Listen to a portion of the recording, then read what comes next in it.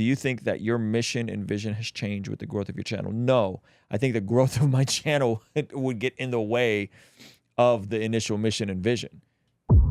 Does that make sense? That's a bar. So here's okay, quick backstory. People hate this.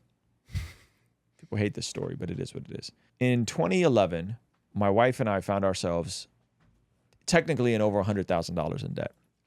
Around the same time, we're still newlyweds, and we start walking through the process, and we discovered the Dave Ramsey baby steps.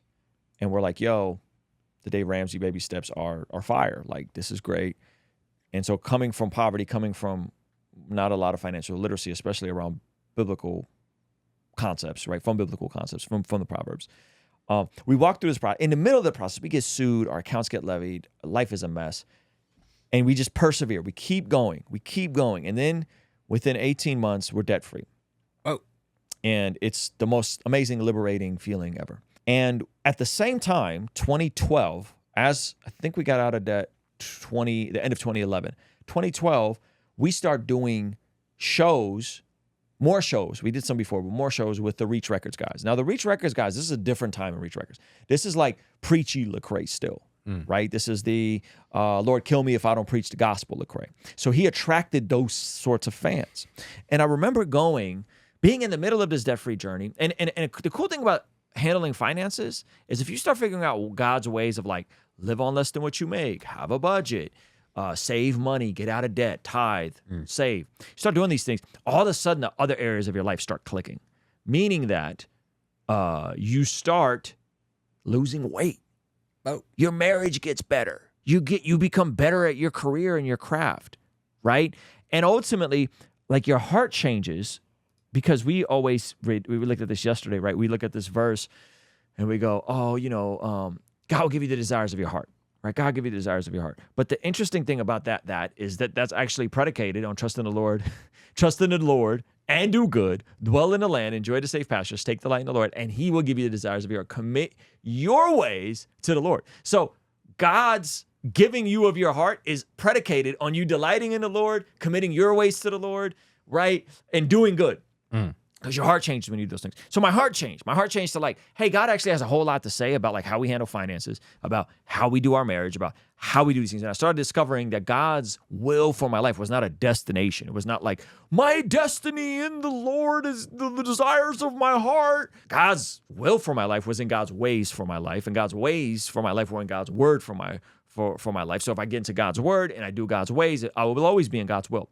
I started doing these Christian rap shows. We did a thing with Lecrae called Reach Life Institute in LA with Francis Chan and Lecrae. Again, different Lecrae, super duper Calvinist Lecrae. This is before Church Close One came out. We did the Men's Up Conference. And I kept meeting fans because I would be the guy that would go and meet every single fan. We'd open up, we go to the merch table, I meet every single fan. And I started seeing a pattern of people that had all the right theology. They knew all the FAQs, encyclopedia facts about the gospel, about depravity, about the 5 points of Calvinism, about all these things, and just prodding and asking questions, nothing deep. Just I found like all of these guys knew all the facts, but their lives were incongruent from the ways of God. And they were getting great information. Francis Chan, like good stuff, but their practice of their faith was super incongruent to what the faith, to what I saw in the scriptures and what I was walking through in real time. The first time in my life, I'm actually living on less than what I make. The first time in my life, I'm actually on a budget. The first time in my life, we're actually consistently being, not just giving to our church, but like generous. Like, oh, our friends can't make rent. We know, so we're going to slide the difference in their rent under their carpet. And it's like, God started using us in ways like that because of applying Proverbs to our lives. And so the birth of what this channel came from that season of ultimately trying to encourage and empower people to live a life that blesses God through and ultimately live God's dream for their life. And God definitely has a dream for your life. By dream, I don't mean a destination. That's not what I'm saying. A dream meaning aspirations and an ideal way that you and I are to live. And I wanted to use music to articulate that God has ways for people and God has an intent for people to live. And I figured there's a disconnect. We got the right theology, but we got terrible praxology. We believe in the supernatural, but we don't got nothing practical. That was the intent of King's Dream, which was the boutique label I was running. That was the intent of doing the YouTube. Now, obviously, YouTube podcasting is a better format than trying to package this into music. It's really hard to rap about, like, getting debt-free. I mean, D1 did a debt-free song, right? But it's very difficult to package these ideas. That has always been the reason why I was on YouTube. That was always the reason why I was making music. That was always the reason why I was doing any of this sort of stuff. The issue with getting popping on YouTube is that's not what's going to get you popping on YouTube. So you got to play the game to a certain extent. You got to lean into what YouTube actually is, which is an entertainment platform. But in that entertainment, you can easily lose yourself in the algorithm, in the chasing the clicks, the chasing the likes, the chasing the subscribers. And because if you don't, you're not making payroll. If you want to bring on somebody, initially it was just me and Zach, and then we brought on Chris. And so, well, what do? We intentionally have been shifting. The first big shift for us, which was like a year and a half ago, like no more celebrity pastor videos, right? Remember we did that last Mike Todd video, and we're like, oh yeah, no more celebrity pastor videos. Now we've touched on like Andy Stanley here, we've touched on Benny Hinn here, but like generally speaking, we don't do celebrity pastor dunk on Mike Todd's latest sermon. We're not doing like a casual reaction. Yeah, we're not doing that's not breaking news. And that was big because people liked my commentary on that. So maybe because I was more fair than other discernment channels or whatever you want to call it. But for us, like, we intentionally have pivoted and are going to continue pivoting because we don't want to build a massive YouTube business that's all about drama and clicks. Because that actually is not what you want to build on YouTube. Like, you use YouTube to build an audience to hopefully give them solutions to problems they don't know they have. That's the point of YouTube, in my opinion. Right? So I say all that to say, to bring it all full circle, the explosion of the channel was counterintuitive to me doing that. The explosion of the channel actually deterred me from the mission and vision that I initially set out with back in 2012 when I'm meeting Christians after shows and I'm discovering, man, I had this breakthrough in my finances, but there's so much more. There's not just finances. There's health and fitness. There's relationships. There's being in a local community. All of these different things are connected. Mental health, right? All of these different things are connected. And so, and they should flow out of a good theology. Like, if you know all the things about the gospel and you know all the answers about Jesus and you know all these things, but your life looks like the world, like, what are we doing? And I'm not talking about you're in a season of persecution. I'm not talking about you just had a new baby, you just switched careers. Those are the exception to the rule. I'm talking about, hey, we have been walking with Jesus and we're still like, it's just hard. Right? It's just like, and it's not hard because God is allowing you to go through a season of suffering. It's hard because you're not living God's ways, because you're not even trying. After the incredible success of our Bless God prayer journal, many of you guys began to ask for something that had a planner. And so we combined our Bless God prayer journal with a brand new leadership planner that jam-packs the same things from our prayer journal with a planner, goal setting, leadership meeting, and notes. With the next pages, you can see different sections right along here of this leadership planner where you can start out with actionable goals, 12 months of calendar, our original prayer journal prompts, our leadership journal with the proven problem solution framework, and of course, just free write notes. This leadership planner is based off of Matthew 25:14-30, which of course is the parable of the talents. The vision of the planner is to help you make the most of your time, talent, and treasure. Head over to blessgod.shop and get yours today. All right, I'll see you over there. Peace. And when you're not living God's ways, guess what you're going to get? You're going to get the results that everybody else gets, right? You're going to get the results that everybody else gets. And I'll just say this last thing, like when I'm talking about financial breakthrough with mental health, when I'm talking about health, fitness, the point of all of this is not to dunk on people or shame people. The point is to say, hey, by the grace of God, I've implemented the ways of God. And if I can have these breakthroughs financially, and if I can not be a fat boy anymore, and if I can have a restored marriage and not be addicted anymore, then you can too. Like, that's the point. The point is not to flex on anybody. The point is not to, right? I don't put the house I live in online. I don't put the car I drive online. I don't flex on people, right? The point is genuinely showing people that, like, listen, if I was assaulted as a kid and my life was a freaking train wreck, and now I'm in a space where like I'm mentally healthy and I'm stable, then you can do it. If I was $100,000 in debt on the verge of filing for bankruptcy and we turned it around in 18 months before I was ever a public figure, then you can do it. Like that, like I really believe that, not because it's me or because Dave Ramsey or because of any of this stuff, like, but because it's the actual words of God and ways of God, right? And so that sounds a little prosperity gospel-ish. And so this is kind of the critique, right? That sounds a little prosperity. The prosperity gospel-ish. Okay, so I'll give you the ish. Okay, here's where I would say the caveat is. There's ways in which God has built the world to thrive in his intent, right? In his intent. And then there's perversions of that. So like what I'm describing does not apply in China. What I'm describing does not apply in North Korea. What I'm describing does not apply in certain cultural and socioeconomic contexts.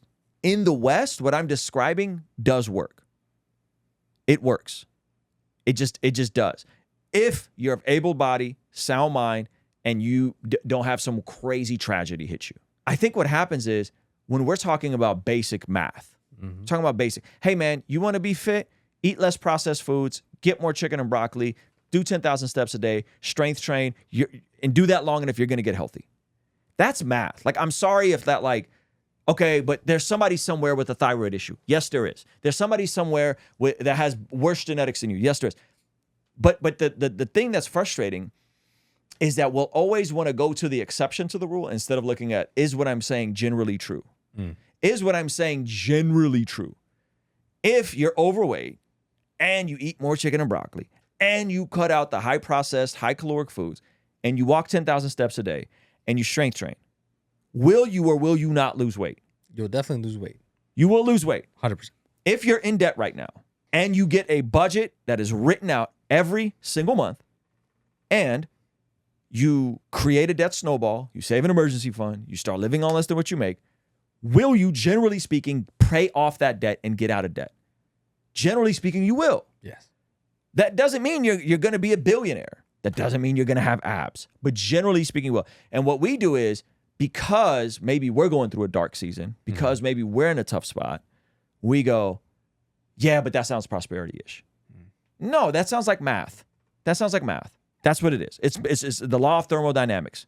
Consume less calories, move more, you will lose weight. Spend less, save more, work more, pick up odd jobs, you will pay off the debt, right? And this isn't, like, I didn't make this up. This is in the scriptures. Like this, so you have to reconcile that with the Bible. Like you have to reconcile that with Proverbs. No, it's not generally true that if you do all the right things, you won't have troubles. And you're like, I didn't say you wouldn't have troubles. I never made that claim. You made that claim, CP. I never once said you won't have troubles. If anything, you'll have more troubles. Because the moment you start trying to give consistently in your budget, the moment you start trying to go outside and go on walks so you can get your 10,000 steps, the moment you start trying to actually do the wisdom of God, care for your body as if it's the temple of God. Hey, be generous with your finances, live on a budget, save, give. The moment you do that, you will have more trouble. That's right. You got less money. You got less money. You got less money. You got less time. Everything under the sun will try to distract you and derail you from doing the things you know you should be doing. So I am not saying you're going to have less trouble. I never said that. I'm saying if you do these things over a long enough time horizon where it becomes unreasonable for them not to work, you will build margin in your life. You will build. It's totally different when you get an emergency flat tire, when you have an emergency fund, or you have a 6 months of living expenses or 2 months of living expenses. That feels different than when you don't have any money in the bank. The average American can't afford a $500 expense, right? So none of this is easy. None of this is without trouble. All of this is with more trouble. All of this is with more headache. All of this is with more pressure. So I'm not saying you won't have trouble. And by the way, CP, I know you know this. The more successful you become, the troubles increase. You don't stop. Your troubles just change. Your problems just change, right? You don't stop having problems. You have different problems, right? You don't stop facing suffering. You just have different types of suffering, right? Celeste. What'd she say? She said, facts. I just started trying to get fit, and the church is always bringing donuts and cake. You start noticing that the whole world is set up against me failing. Yeah, you're like, even church. church is trying to get you to fail. The temple's trying to destroy my temple. Right? The temple's trying to destroy my temple. You start noticing everywhere. You go, hey man, I'm going to get on a budget. I'm going to spend less than what I make. I'm going to pick up some extra hours. I'm going to do what I can to get out of debt, to get on a budget. And then all of a sudden you start seeing like, yo, everyone is trying to get me to overspend on everything. On stuff I don't really need that's not going to be helpful to me. Church drops some fire merch. Right? Like that. You start trying to eat better, and all of a sudden you start noticing everything around you is processed high caloric foods. That's more trouble. Broccoli with cheese on it. Right? Yeah, broccoli with cheese on it. Brussels sprouts with bacon. Right? So what I'm saying is, it's like when the light bulb goes off, you go, oh, I get it. It's harder. Now, there are problems that will be alleviated when you don't have debt in your life. There are problems that will be alleviated when you're not overweight. Yes, there's a give and a take there for sure. But the notion that like telling people the basic math of stuff is the prosperity gospel is crazy to me. Like, that's crazy. Now, you can say it sounds prosperity-ish, and it's like, sure, maybe you've never done the things long enough, and it sounds like magic to you, but it's not magic. It's just math. It's literally just math. Like, spend less, earn more, save, don't go out. It's math. Hey, thank you so much for checking out the video. Comment down below and let me know what you think. And be sure to check out this video that YouTube is recommending just for you. Let me know if they nailed it. All right? I'll see you over there. Peace.